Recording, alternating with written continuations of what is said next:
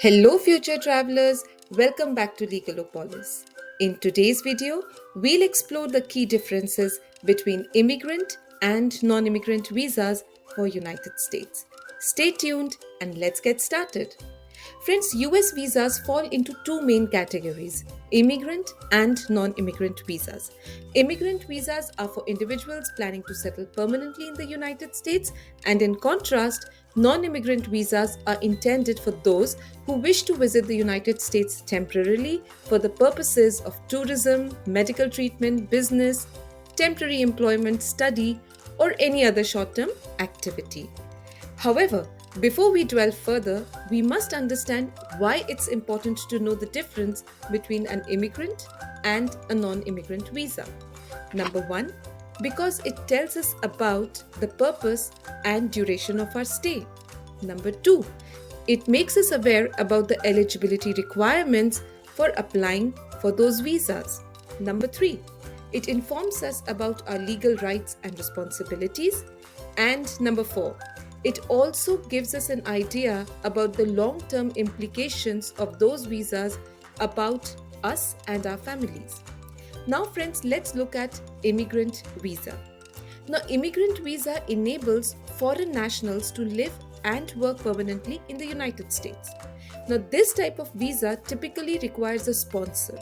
Now, majority of immigrant visas are family-based, meaning a relative of the applicant in the United States, like their spouse or fiance, sponsors the foreign national through USCIS.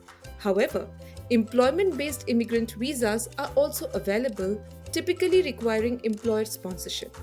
Programs like PERM, that is Permanent Labor Certification, allows employers to sponsor immigrants for jobs by proving that no able, willing, and qualified US worker was available for the job and that the employer is capable and willing to pay the prevailing wages to the immigrant.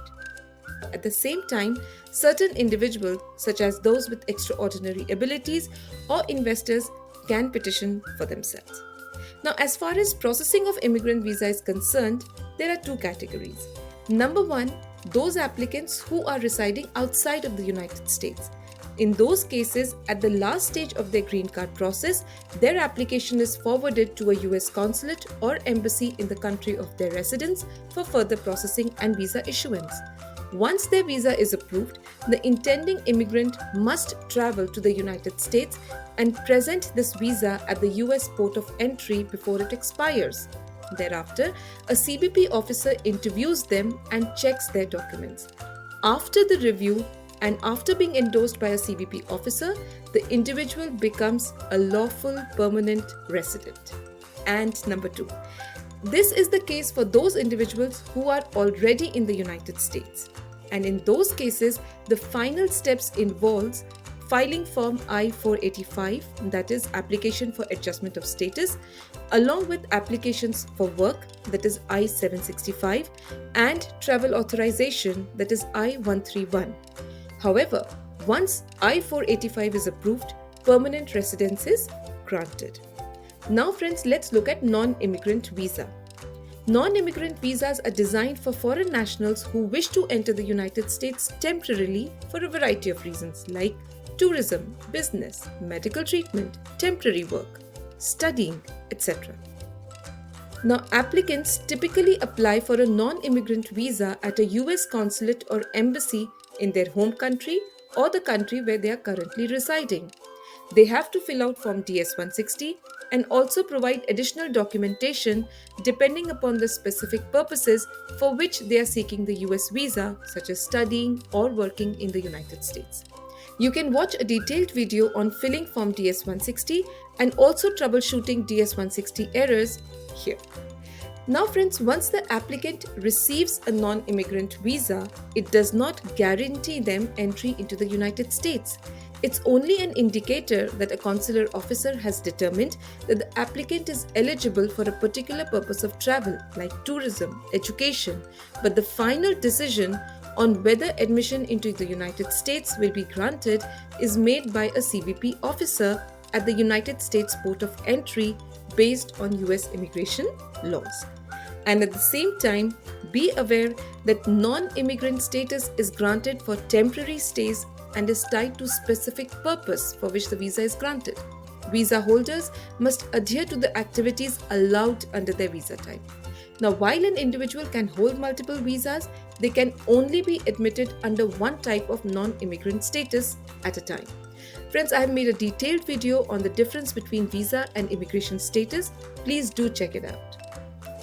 Then friends, one of the most important features of a non-immigrant visa is that it requires the applicant to demonstrate a clear intention to return to their home country after their stay in the United States.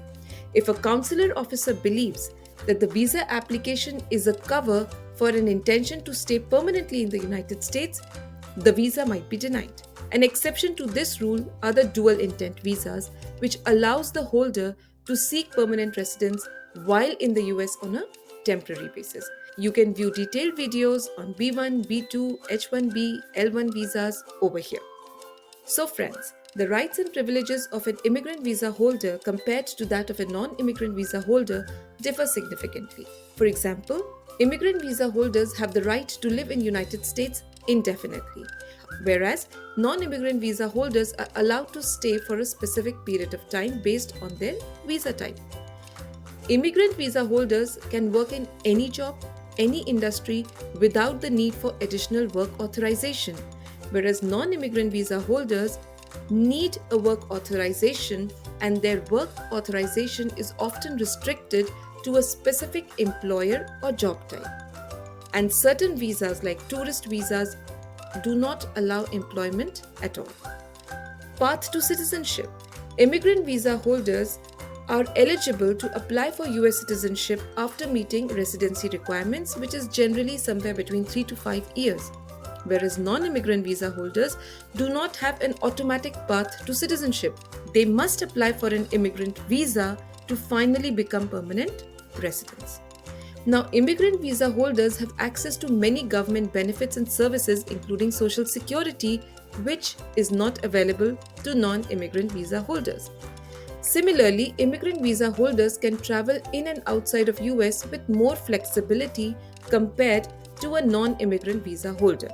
And immigrant visa holders can sponsor certain family members for their own immigrant visas, which non-immigrant visa holders cannot do. However, in some cases, they might be allowed to bring their dependents along with them, and these dependents may face restrictions on their own activities here in the United States, for example, the right to work.